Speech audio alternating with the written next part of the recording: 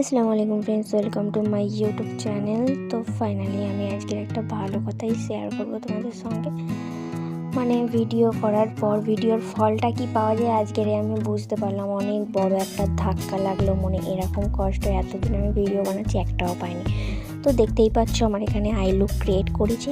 আমি ফুল ডিটেলসে আমি আই লুক করেছিলাম। এখানে আইব্রো কেমনভাবে ড্র করে পুরো ফুল ডিটেলসে আমি ভিডিওটা বানিয়েছিলাম। আর ভিডিওটা বানাতে আমার মিনিমাম 1.25 ঘন্টা লেগে গিয়েছিলো। আর ভিডিওটা বানানো হয়েছিল আমার 30 মিনিটের।